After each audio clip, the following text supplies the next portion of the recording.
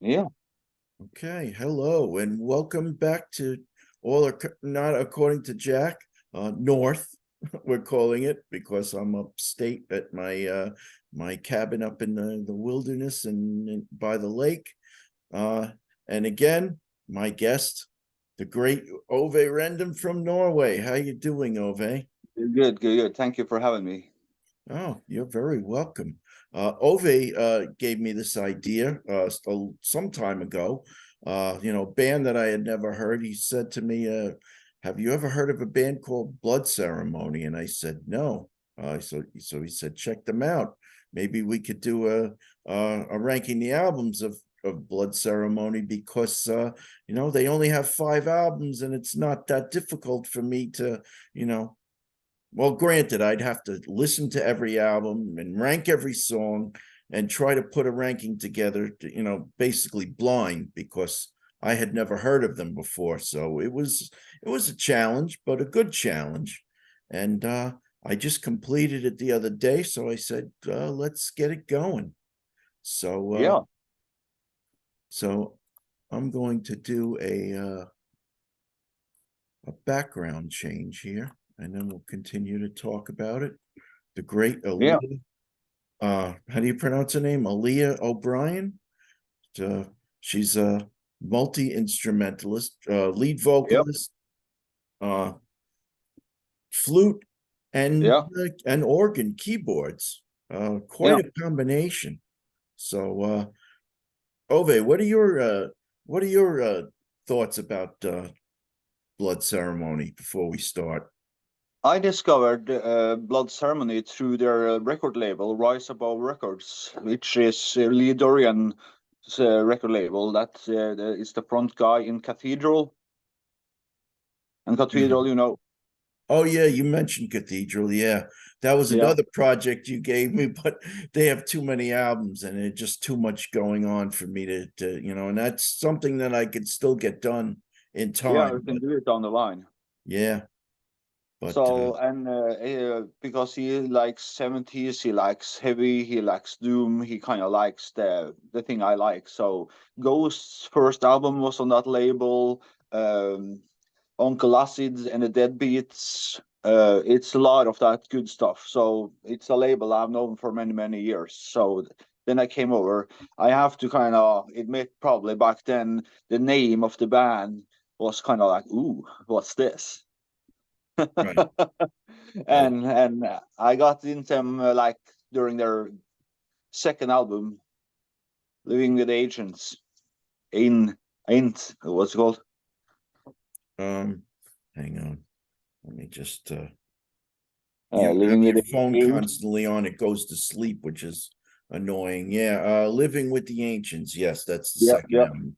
That's where that the background picture is taken from too. That's the same photo session. So that Okay. was the time.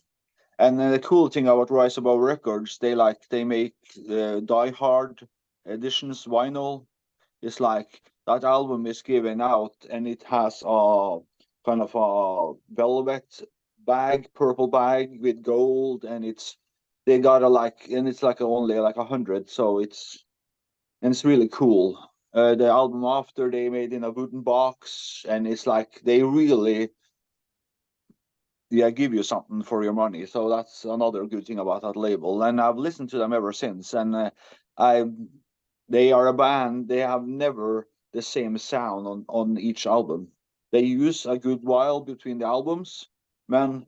But sometimes it's wrong. But in their case, it's right Hmm. because sometimes people wait too long between the albums, and some songs get outdated, and the last songs they recorded are up to date.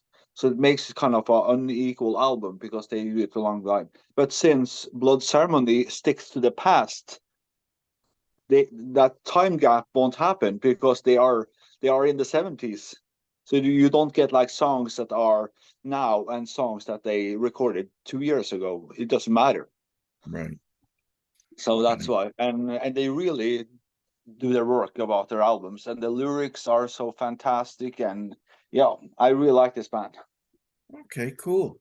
Uh, before we started, Ove had commented that this gentleman looks like Rich Catino. I tend to agree, with the exception of the facial hair, but that's funny. But Yeah, young Rich Catino. there you go. But I will be switching to another background once we start with basically. So what we're going to do is we're going to rank the albums of Blood Ceremony. And since there are only 5 albums, we're going to go one by one. Ove will go from least to best, and I will do the same. So let's do another background switch, which we'll keep for the rest of the video. I might have to put on some backlight here. I see I got kind of dark. There we go. Okay. Yeah, there to the right. There you got Rich Catino. Yeah, yep. Oh yeah, look at that. Yeah, without the facial hair. Interesting. Yeah. All right. Actually, this looks like another gentleman that I've done some videos with Pete what's his name? Craig something. I can't think of his last Craig, name. yeah. Yep. But okay, so anyway, let's get started. So Ove, what is your number 5 for Blood Ceremony? My number 5 is their debut album. That's called the same as the band. And the songs I really like from that album is Rear Lord, number 1. That's my favorite. I'm Coming With You, number 2, and Children of the Future, number 3. Oh, okay. Very nice. So let me find my list. Where is it? Yeah. Oh, there we go. Got it. I find that album kind of like they are finding their sound. They are building their foundations. That's why I put this album, because I love all the albums, but this album, they are kind of concentrated. They are very focused on getting things. You can hear that they are making a foundation.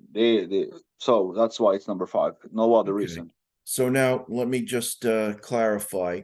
They do not have any bad albums.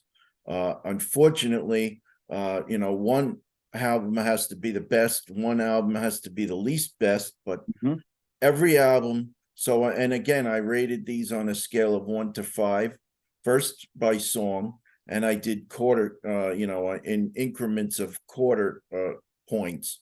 So, 4, 4.25, 4.5, etc., etc. But anyway, so my number 5 is the 4th album, Lord of Misrule. That scored 4.111. Top song for me on that album is The Devil's Widow, the first song. Nice, sinister, guitar-driven riff. Couple songs scored a little under 4. Another great song for me, Half Moon Street. And the recurring theme for me is that has the best galloping riff on the album with a nice toll flute bridge. And the recurring theme is that Blood Ceremony, when Ove first mentioned to them, little did I know that they would sound like a cross between, say, Jethro Tull and Black Sabbath with female vocals, which I thought was a very unique perspective. And it's funny, one in our group, amongst us, stated that I don't agree with, is that the vocals were a not a killer, but a deal breaker, which I disagree with. I'm not going to mention that person's name, but sounds like something he would have said. But I don't agree that, granted, her vocals are a little nasally at times, but they work for me. They're fine. Yeah.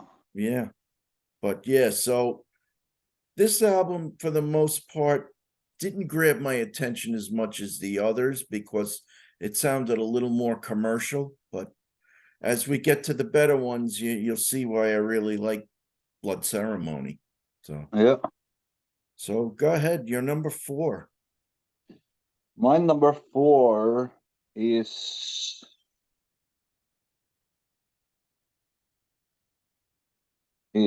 the Eldritch Dark, their 3rd album. Okay. Wow, I'm surprised. Why do you feel that way? the reason why the Eldritch Dark is number 4 is that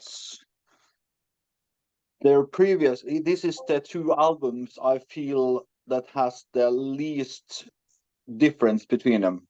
There's the least development of sound. It's they are in the same pocket. I feel the other albums they have clear jumps, so that's why it's just a matter down to taste. And the songs I really like the best is the "Drawing Down the Moon" is the favorite one. I think it's fantastic, and I also like the one that's about, I guess, the witches. It's called "Ballad of the Weird Sisters," Mm-hmm. and the title track number 3. Okay. All right. So to my number 4, and you might this might be a little bit of a surprise for you. Yeah. Pete Pardo just did a review of this recently. It's the new one, "The Old Ways Remain." Oh wow. Yeah, Yeah. I mean, again, it's good. It's rated a 4.2 for me, and there definitely some better songs. Probably the 2 best songs on the album for me, the Hellfire Club, the first one. Again, a return to their older roots with a nice riffage and flute. The Bonfires of Belloc Kum, Nice. a nice riff a la "To Cry You a Song" with violin. I don't know if you're familiar with the Tull song "To Cry You a Song." It's off of one of their earlier albums, Benefit, and it's a very Okay. guitar riff oriented with no flute in it at all, surprisingly, in the Tull song. But that's what first grabbed my attention, was that opening driving riff. Nothing on here. Well, Song of the Morrow was probably my least favorite. I don't really get the middle section, but pretty much anything else scored a 4 or above. And it's a good album. So some very interesting song titles: Ipsissimus, Lolly Willows, Widdershins, which had a little bit of a grungy sound for me. But how do you explain some of these song titles? What do you want? What do I you want to believe talk it's about? that could be the vocalist. She reads a lot. She is very good at making things. She's good with words, obviously, Uh-huh. since she's a vocalist. But I think she reads a lot of uh, pagan texts and or Oh, history and stuff, and she has a lot of knowledge of things. So I think if we found out where her source material is from, we would probably find out where the stories are from and what she has made her own story out of a different story. I don't know. Or she's just creative, I guess. Could okay. be that too. Yeah. So now we are on number 3, is it? Yep. Number 3 for me is Living with Agents. I can't say that word. Okay. Living with the Ancients. Okay. Agents, yeah. Yep. Because that's what the first album I heard. It was the first album that grabbed my attention. I was like, yeah, this is cool stuff. This is really cool stuff. Yeah. And my favorite songs from here is "Daughter of the Sun." That's my favorite track on the whole album. And "Morning of the Magicians" and "The Night of" what's the Augurey. Uh, Living with the. I'm sorry. The Night of the Augury. Night of the Augury. Okay, Yep. that's number 3.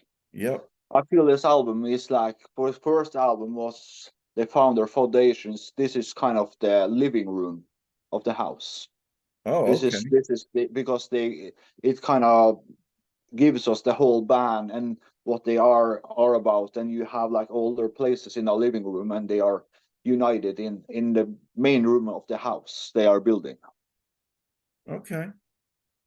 Very cool. All right. So my number 3. My number 3 is the debut album, Blood Ceremony. Nice. That was and basically what I did was I listened to these albums in chronological order from the first one to the second one, by year. I listened to this one first, and I immediately on and no, I did not listen to the vinyl, but to coin the phrase, to when that needle touched the record, first thing I heard was I immediately got Master of Confusion. I immediately got a Black Sabbath vibe with and this is one comparison I don't think anybody ever thought of. Rockarola, Judas Priest. That Oh, nice. their very first album. And it's the song, the title song, Rockarola, with that very simplistic kind of bluesy riff. That's what I got from that. Songs that I rated high. I'm Coming With You. It's a heavier riff, a very tall sound. Nice. Hop Toad. Really like this riff. Oh, cool. That's Very nice. Deep Purple like organ at the end is how I phrase that. Return to Forever. Hymn to Pan. Oh, nice. Yeah. So good, a very good album. Good start to their career. Yeah. A Wine of Wizardry. I didn't rate that because it was a very short flute instrumental under 2 minutes. A la Boré, another early Jethro Tull. I don't know if you have heard Boré, but that's off of the album Stand Up, which is my favorite Tull album. Oh, okay. Yeah. Well, O'Brien, all those shorter melody songs is O'Brien songs, pure Right. O'Brien songs. Yeah, no, she does an amazing job. She's a great flute player, emulating Ian Anderson, but still great on her own. And she, really nice touch. She really fills the bill as a good keyboard player with the organ. Yeah. It's an instrument that, and I literally had this discussion with my son the other night. So being up here at the cabin, I don't have cable. Instead, I have a lot of streaming services, and there's this free streaming service called Tubi. And in that, there's like this wealth of different music videos. So I was strolling through and I found an hour-long video where they talk about the Deep Purple album In Rock. Yeah.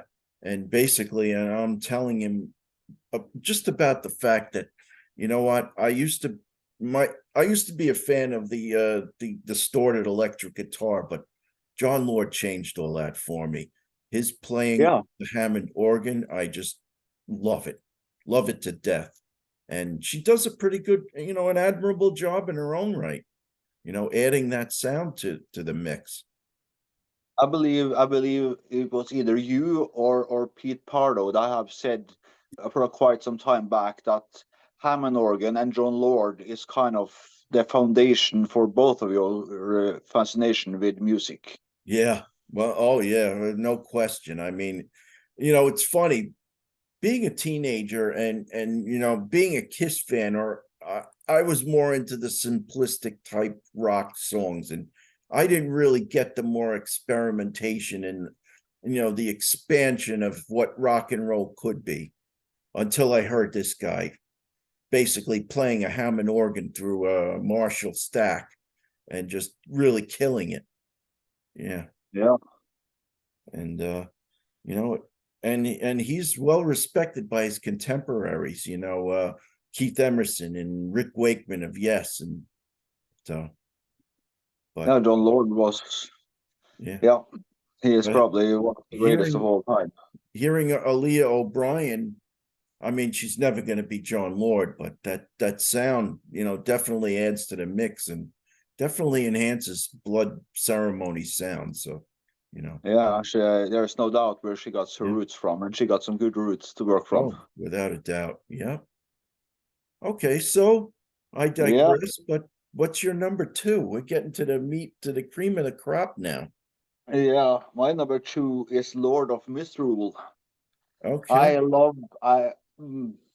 You are more of the average Blood Ceremony fan you are, Right. because your ranking is probably much closer to what they would have done. But for me, Lord Misrule was so good because they have evolved. This is the leaps I was talking about between Living with Agents and the Eldritch Dark.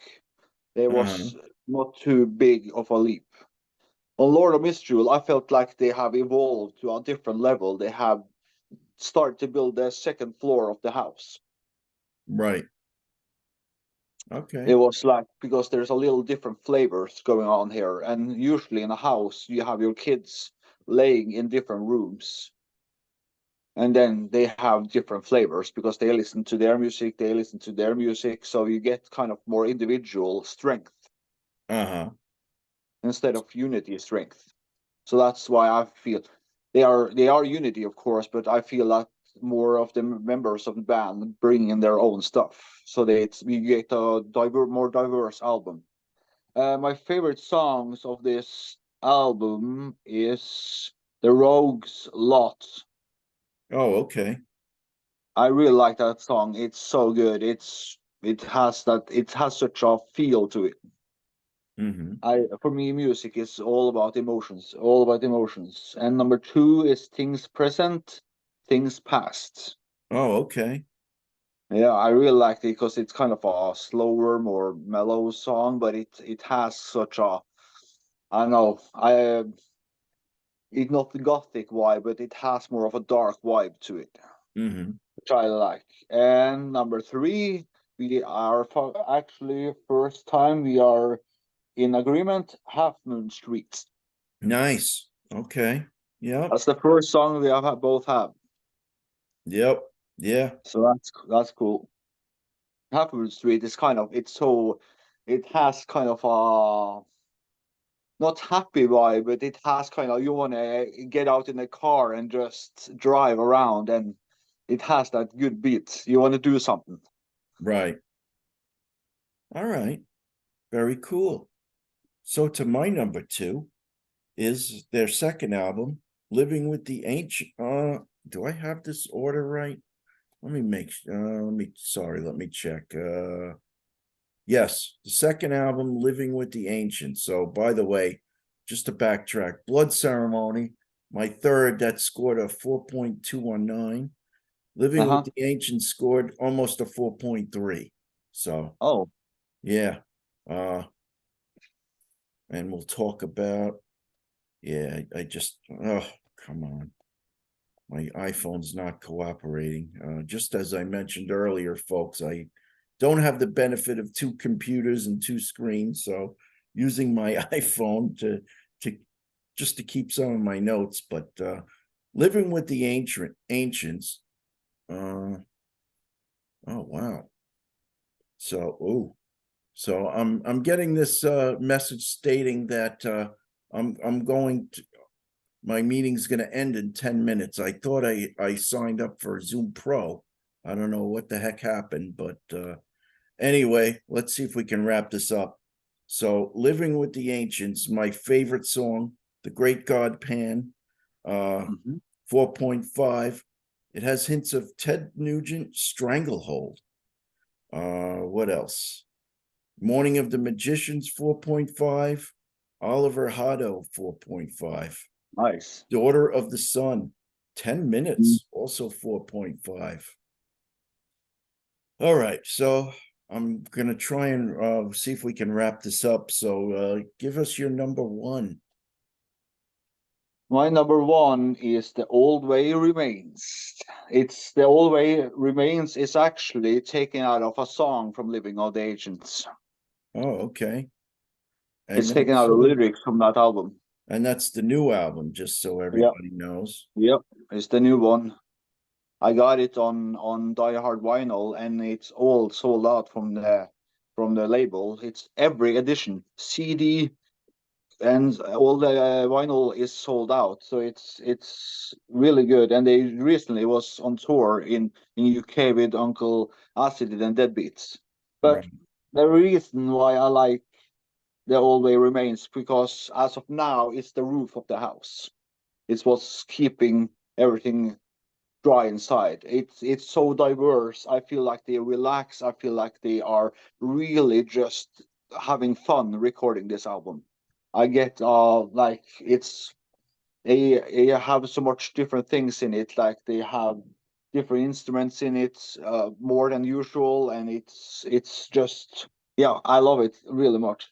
My favorite song is the Bonfires of Bellocombe, I think Mhm. it's called. And number two is Song of the Morrow. I like it because it's dark and it has such a nice vibe to it. I just love the song. And the last song is a O'Brien song, Hectate. I think it's Hectate. Okay. All right. So It's a short kind of O'Brien song, but I like her vibe. okay, very cool. So just to try and wrap this up so we don't get cut off here. I must Hmm. not have signed into Zoom correctly, but my number one album is the Eldritch Dark. That's the middle album. So what I like about the Eldritch Dark, and this album got a 4.5 rating for me. The what the heck is it? The title track, really nice start. Uh, there's that Sabbath riff again, the Magician, nice riff and mix of instruments to close out this great album. Witchwood, love the organ intro with a again more rock and roll of Priest. Nice transition at the 240 mark. What else do we like? Ballad of the Weird Sisters, Doom riffs against violin. Very nice. Flute as usual. So that's what we have for Yeah, that's probably another instrument O'Brien plays, the violin. yeah. Oh, she plays the violin as well? I'm assuming she is. Okay. Well, either way, She's the multi-instrumentist. yeah. But I've heard them being called like witch rock or something like that, or Yeah, that's pagan more rock. accurate. That's very accurate. Yeah. But anyway, great band, Blood Ceremony. Thanks for turning me on to them, Ove. You're welcome. Definitely. You're welcome. And Uh, you're gonna make 98% of the fans happy with your number one because okay, everybody, that's awesome. everybody's favorite album. I've given you minimum of information about them, so you wouldn't be swayed in any way. That's why Right. I kept you in the dark. Well, that's good. That's exactly the way I wanted it. We need to come up with formulate our own opinion. So, Yep. yeah.